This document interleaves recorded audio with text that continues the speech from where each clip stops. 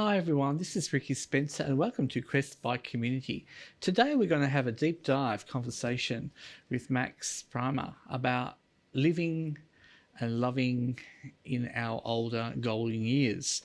And it's an important space to really get into today because we want to really capture the essence of what it's like to have a great life. And life doesn't just stop at a certain age. It actually can go right up till the end of our time on this earth. So let's have a brief chat with our wonderful guest today, Max. Welcome, Max. Thank you, Ricki. What a wonderful introduction. I feel very privileged. Thank you. Well, lovely. So Max, let's tell us the Max Primmer story. All right, well, I'm coming up for 74 this year. I've been out since I was 15 and I came out to my parents in 1964. We lived in country Victoria on a dairy farm and both my parents said, we're okay with that. If that's how you want to live your life, as long as you're safe and happy, that's all we care about. So that was the start of my coming out story. You had acceptance right I there. just had acceptance straight away, and that has given me confidence to live a life true to myself because I knew that I always had my parents. I had one sister and one brother, and they were exactly the same. They just didn't, it wasn't anything to them. It was just like, I'm still Max. It doesn't matter. So I think that acceptance right at the start was something that just carried me through a lot of my life. And there's been lots of ups and downs, of course, as we all have with life. And I moved to Melbourne when I was 19, started work in Melbourne, and of course that was a big change coming from the country to the big bad city. And fortunately, one of my dad's younger sisters lived in Melbourne with her husband, so I went and boarded with them to start off with. And I got a couple of jobs, and one was selling carpet steam cleaning door to door, which was a very interesting job, I must say. Yes, I've seen a lot of interesting stories. Oh yeah, lots of interesting stories, yes. And then I finally moved out from them and moved into my own little place in Paran. I paid $4 a week for a bed sit, and I got the sheets changed once a week. And it had its own kitchen, we had a shared bathroom, but $4 a week was what I paid for that back Isn't then. that incredible? Yeah. Because we're going to have a real big conversation soon about housing and $4. Oh my God. $4. Yeah. So I'd been down there nearly 12 months, I think, just short of 12 months. And I went to work one day in the city because I worked at a store in the city, and I was sitting in a cafe by myself, ready to go to work, and there was some people sitting behind me, and one of them said something really silly, and I laughed and said something in back, even though I'd never seen them before. And one of them was this guy, and we walked outside the cafe. He asked me if I wanted to go to the movies that night, which was the drive-in, of course. So yeah, off to the drive-in we went, and a week later I moved in with him. Oh. And he died 1 week before our 30th anniversary in 2020, so 2000, sorry, in 2000. So it was an amazing 30 years together. But yeah, just being happy is a major event, of course, but also living life how you want to live. And we moved house quite often. We ran 2 milk bars. I ran a video library. Never had any issue whatsoever with any homophobic attacks or anything. When we moved into a house, we told all our neighbours, 2 boys living next door. And in fact, one of the milk bars we owned, the local school gave us a safe school sticker to put on our window for the children if they felt like, because we just fitted into that community. And it was never Ken and Max at the milk bar, it was always just the boys. But the kids could come in there if they felt like they were being followed or anything like that. So that was a really, really proud moment for us. Going back, where I mentioned before, the golden age. I think it's the golden age in the 70s. Yeah. What was it like living in Melbourne in that peak period when liberation seemed to really be the highlight for the LGBTIQ community? Look, I guess living in the city, there was always that element of danger. There was always that element of someone chasing you or someone bashing you or whatever it might have been. There was always that. But in another sense, the city gave you a sense of security and safety as well. Because it was so many people around, it was very rarely that you put yourself out there alone in a place. You were either with friends or you just were home in time before it got too overtaken. But we used to go out to a gay disco in St Kilda every Sunday night. from the late 70s to the 90s. And it was in Fitzroy Street at the Prince of Wales. And my friend and I, that's when I started doing drag. So, so that was my first intro into that. And one New Year's Eve, the host of the show said, "Oh, look, you boys should come in a frock next week." And so he lived off Fitzroy Street, and we went to his place and we got dressed up. We walked across Fitzroy Street along the footpath from Munro's, which is where the Pride Centre is now. We ate in Munro's. We walked up to the Prince of Wales, walked inside, saw the floor show, came out at interval, walked back home and got changed and come back in completely different outfits. Never a blink of an eyelid.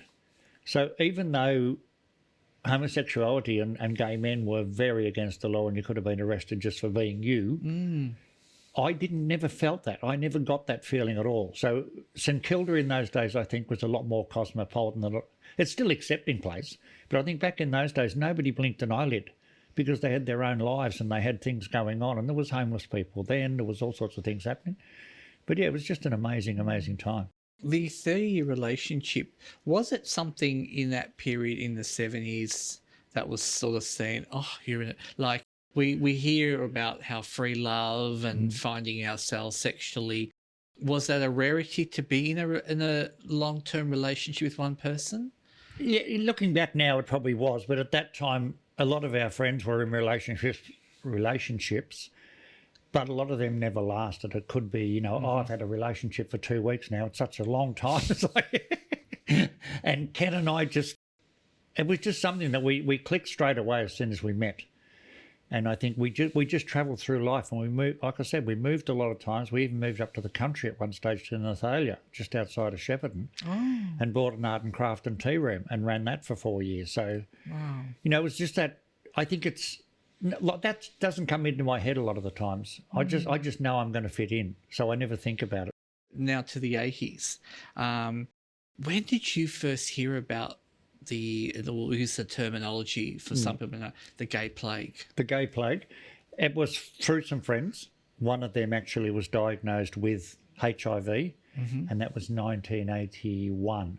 Yeah, the middle of 1981, because I took him. He was a very good friend, and being an older couple back in those days, you were family to a lot of people because younger people needed someone older for advice, for talking to, just, to give them a hug, that sort of thing a lot of the time. And this young person was 21 when I took him to the doctor, and he came out of the doctor and told me what the doctor had said to him. And that was when it first struck home that it is actually real, because obviously there was lots of stories in newspapers, but most of them were homophobic, and most people didn't care because it was a gay disease. Nobody else was going to get it. Yeah, right. That didn't happen.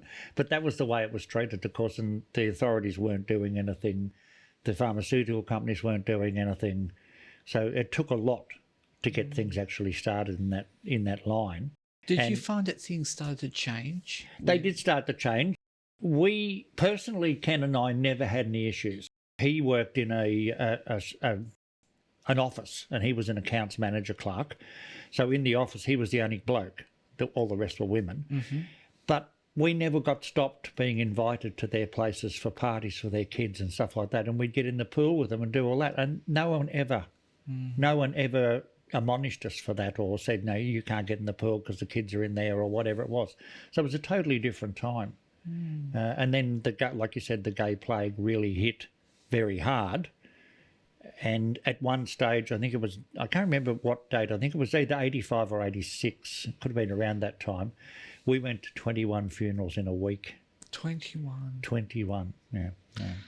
And a really close friends of ours who were a couple who'd been together 15 years, one of the partners was HIV, or he caught AIDS, and he ended up in Fairfield Hospital, which of course was the main hospital for AIDS patients back in those days. And his partner had been with him like the whole time, just sat by the bed and would put his head on the bed and sleep rather than going home because of what was happening. And so the doctor said, look, he's now in a coma. He's okay. He's not struggling or anything. He's doing okay. So why don't you go home and get some rest? And the younger boy went home and he died. The partner died in hospital, and it happened so quickly. So his younger partner wasn't next of kin because there was no such thing as gay marriage in those, or any marriage, equal marriage or anything.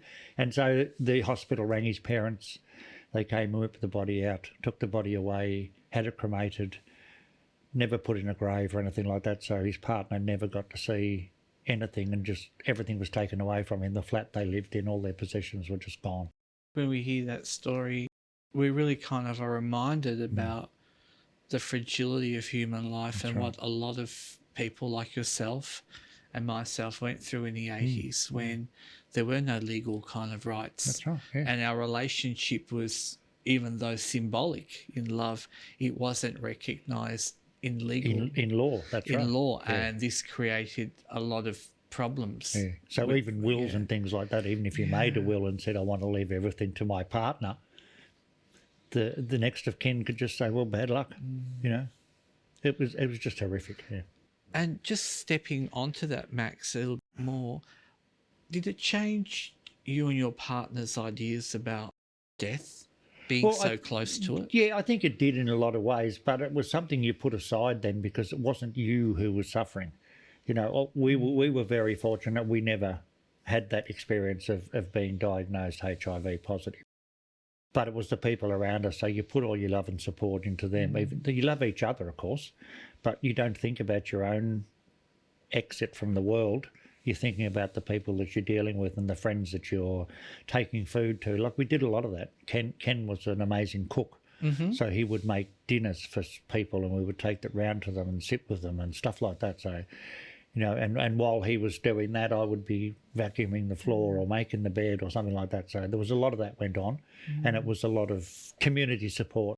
One of the things that some people that I've spoken to in detail about this period of time said that they became more reserved when it became making friends, because the investment in giving a friendship, you know, and then all of a sudden that person dying. It's gone. Yes, gone. That's right. Did that at all change how you and Not Ken so much approached? with us, because we had this amazing circle of friends already. So even though a lot of those friends were then diagnosed HIV positive, our relationships were so strong that we could look after them to the end.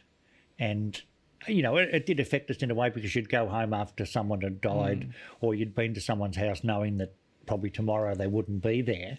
So it made our love a lot stronger, but also strengthened our relationship, I think, a lot, yeah. And then moving forward now to when Ken died. What was that process like for you? It was reasonably easy in a way, and that sounds a bit callous maybe, but he'd been a heavy smoker and he'd been a drinker. So he'd had a heart attack. And so to me, my mind started kicking in. Okay, so this is the process. This is the start of the process, because once you've had, he had the heart attack. They resuscitated him 4 times in the ambulance between our house and the hospital. So once I learned that, I knew that there wasn't much time left. I think it was a week after he came out from hospital, he had another heart attack. They took him off and they did a quadruple bypass. And he came home and started smoking the next day. So I resigned myself to the fact that it wasn't going to be long that I had him for. And then the third heart attack, they took him in an ambulance and they got halfway to the hospital and he just died. They couldn't resuscitate him anymore. There was a lot of things going on with the rest of his body. So, it was a very trying time and a very tough time, but it was something you just got to deal with. I mean, you know, we'd had 30 wonderful years together, so that helped me through a lot of it. And it's giving you a new sense. I was reading somewhere about your real passion now for palliative care. Absolutely, yeah. And I guess stepping onto that space, you've had experiences with your own health. Yes. And do you want to talk a little bit about your kidney transplant? Right. I had rheumatic fever when I was 10 years old, which is a joint disease, or yes, it is. And they said to me, you know, it'll come back in so many years, blah, blah, blah. Nothing ever happened. And then when I'd started dialysis in 2009, and I was on dialysis 3 days a week for 4 hours a day. And that sounds really rough, but to me, being very positive, I thought, well, there's nothing I can do. This is what's happened. So just get on with it and enjoy it. And I did. You know, you're in a chair for 4 hours a day for 3 days a week. You're plugged into a machine that's washing your blood because your kidneys don't work. But you can have a sleep, you can read a book, you can watch some TV, someone brings you some lunch. You know, it's easy peasy, really. It does mess up your life quite a bit. But once again, you've got to accept what's happened to you. And the sooner you do that, the better you get on with it all and the better your body deals with it. So, so in 2009, I was then diagnosed with leaking heart valves. I went to Melbourne in 2010 and had an open heart surgery to have a valve replaced in my heart. Then back to dialysis. And fortunately, I was only on dialysis for 3 years. And then I got a transplant from a person who was killed in a car accident. And she donated everything that her body could. So I was very fortunate to get a kidney transplant. And that's 11 years ago last week. So it has been working like a little boomer since then, and I'm just so thrilled. And I've named my kidney was named after my dead brother who was killed when he was 21. So Gary's sitting in there. So Gary the kidney. Did it feel like any kind of having Gary being with you, did you have a sense of the past of the person that perhaps was there, the connection? Quite a lot. Yeah, that came up really. And my sister was 1 year older than me. Gary was 3 years younger than me. And we got on as a family very, very well, but Gary was always the black sheep. And as soon as he reached 20, he'd already had his motorbike licence and he got a motorbike and then he joined a bikie club. So there was, you know, that sort of changing difference with him going off with his mates and doing the bikie thing and us still being at home. But yeah, that all came back very well. And also the other thing is with transplants, whether it's heart, kidney, liver, whatever it might be, you always pick up some semblance of the person who the organ belonged to beforehand. So, you know, simple things like I started eating stuff I'd never eaten before. And because my kidney came from a lady, my emotional side is just through the roof now. Just absolutely amazing. Like I can sit in the car and I'll just be listening to the radio and a song will come on and I'll just burst into tears for no reason whatsoever. But everything moves me in that way now, so it's really incredible. And the only thing I can do now is look after it for that person. She gave her life for me to live. That deep connection. Yeah, that really deep connection, that's right. You're both now connected together very for the much rest so. of your life. I want to sort of now go into an area that I think is so important that we highlighted at the beginning, and that's housing. Oh, yes, housing. Tell us a bit about your journey in housing. Ken and I, in our 30 years together, I think we lived in 5 or 6, 7 different places. And we bought and sold houses, and you stayed at a certain area for X amount of time, and then something else came along. And then as I got older, I rented a couple of places in Melbourne before I moved out of Melbourne. And then when I moved to Daylesford, I was renting again. And then my dad died and he left me some money. So I bought a house, which was going to be, my ongoing house forever. And then, of course, I got sick. So there was no point in having a house because I was going to Melbourne for open heart surgery. So if I didn't make it, then my sister would have to deal with it all. So we sold the house before the surgery. And then when I came back, I had to rent a house with a friend because they won't let you live alone after you've had open heart surgery in case something goes wrong. So I rented a house with a friend, and then another friend in Daylesford who is a really, really close friend. He'd sold a house and he bought an apartment for me to live in. So I paid him rent. And then the rest of the story. I moved out to the horse farm, and I now live out there for 8 years. And I'm really, really fortunate out there. I pay $70 a week rent. The lady and I get on really, really well. She's delightful, I'm delightful, so we get on really well together. And so now I'm part of that whole thing. I'm in her will. If she was to die before me, I can't be kicked out. The house is mine for life. So that's. So I'm very, very privileged and very overwhelmed by the fact that I never have to think about that again. And for many of us, that is something that we thrive for. That's right. And Max, I noticed that you're very passionate about affordable and secure housing, and you're part of Housing for the Age Action Group. You're one of the community educators. Yeah. Can you tell us a little bit about HAAG, what they do, and your involvement? I think it was 4 years ago when I was asked, or I was told that this application was opening up, so I applied for it, which is something I was, like you said, I'm passionate about and I really wanted to get into. And so I was accepted onto the committee, onto the group, along with you and a few other wonderful people. And so HAAG is about being the conduit for people who are looking for housing, who don't know their rights a lot of the time, don't know what they can do, don't know what they can't do. So I think this is where we come into being very, very important in people's lives and being able to talk to them. Because so many people get so confused by all the forms, all the jargon that's written in the form, sometimes you just can't understand it. So to have someone to talk to, someone to speak to about, but also just to give them a pamphlet, take it home and read it. You know, go through it bit by bit. If you get any issues, give me a call. I'll come and help you. I'll talk it through with you. And I think, you know, it's something we really, really need to do for everybody, but LGBTQIA people are in the worst position because we don't get any help whatsoever, really. And that's just harder and harder because you can be kicked out for no reason. You can be, the rent will just go up and you dare and fight it because then, you know, the house could be sold or the flat could be sold under you and you're completely out there, man.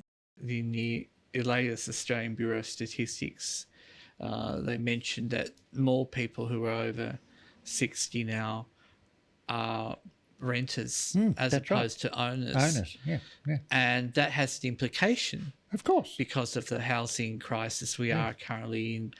And one of the issues I know that we face in our community, where those of us who are transgender diverse are very much invisible and are most vulnerable because we don't have necessarily the work history or the documentation to support.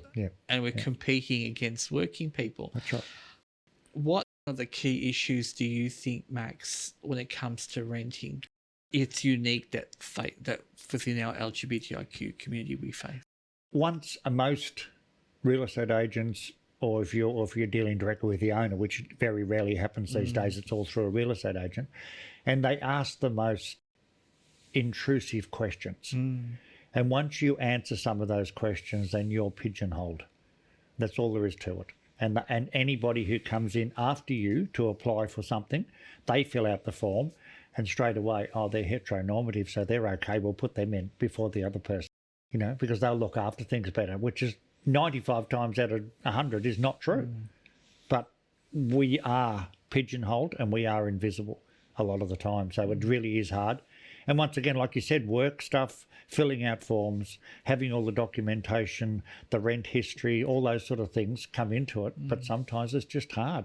The other stereotype too, Max, to dispel your view on is, all gay people are rich. They don't have family. They must have millions of dollars. Do you want to speak to that? Well, there was that thing a few years ago where I can't remember the acronym now. 2 gay people with no kids. So obviously both of them are working, so they must have lots of money. Why wouldn't they have lots of money? We can charge them more because they're earning more than, you know, they don't have any outlay like straight people or heteronormative people. So we'll just charge them more. But there is that element quite often. And it's not actually true because we know it, but a lot of people don't know it. It doesn't matter who you are. We're the same as everybody else in the community. That's what I don't understand. Because we come under the LGBTQI acronym, doesn't mean we're any different. We still pay bills, we still drive cars, we still go to the supermarket, we still go to Bunnings, we do all those sort of things. So I don't know what the idea is with holding us back on certain things, and rental properties should be so much easier. Everybody needs something safe and secure and warm to live in because that's the most important thing. As you mentioned, Max, you know, your circumstances of your health led you to certain decisions had to make. Yeah. And that these are the things that everybody could face, whether you're heterosexual, transgender. That's right. Whatever. It doesn't matter who you are. You know, these things can happen in life and lead to, and then yet housing seems to be one of the most critical things that we need. That's right. To do. Yeah. And of course, my kidney failure happened overnight. So I went to work on the night before, which was the 18th of December. I went to work on the 17th of December. I felt a bit sick, like I had the flu coming on. Woke up the next morning, felt really crook. Unfortunately, I was cleaning a doctor's surgery. So one of the doctors was on duty He gave me an injection to make me stop feeling nauseous, sent me home, and that was about 7:30 in the morning, and by 11 o'clock I was in Ballarat Base Hospital with total kidney failure. So it was just completely over like that. So like you said, it can happen any time. Our bodies sometimes don't let us know when something's going to happen. Anything can happen to make people, start to question their decisions. Where do I go now? What do I do now? So that's where HAAG comes in, that someone can call a number and get some advice. And I mean, there's Lifeline and there's places like that where you can call too, but somewhere like housing needs to be someone specific, and that's where HAAG comes into their own. I remember reading that HAAG is the second only organisation for housing in Australia that has rainbow accreditation. Yeah. So, and it also is a sad indictment, the fact that in Australia, out of all the housing associations, no one's yet taken that step to know about us. Max, I want to now, so as we wrap up, I want to know, where to for you, Max? What's your vision for you in the next couple of years? So my vision is, when I moved to Daylesford, which was 2003, the community there accepted me straight away. I had no issues whatsoever with anybody. And so the rest of my life is giving back to that community. But also, as I'm an elder of the community, I want to pass on knowledge. I want to talk to people. I just want to be part of it. And being in Daylesford is really good because it's a very close-knit community in a lot of ways. So I do the community radio there. I visit dialysis patients every week in the local hospital. I work at both the aged care facilities. I drive for community health, which is taking patients who haven't got transport to appointment. So quite often I have to drive someone from Daylesford to Melbourne because that's the only place they can get the treatment thereafter. And you meet so many wonderful people that way. You sit in a car with a couple of hours with someone, you get to know them reasonably well. And plus, I'm on the LGBTIQA advisory committee at the local council and at the local hospital. So that's what it's all about. For my life is now giving back and being as aware that people need help and I can be there for them. So that's why another reason I joined HAAG is to try and help people where I can. Max, it's been an absolute privilege to have you here. Thank you, Ricki. And I feel very honoured to call you a friend. Thank you very much. I've known you for a couple of years, and I just want to say thank you for giving to the community. It means a lot. Thank you very much, Ricki. And it's Ricki Spencer for Crest by Community.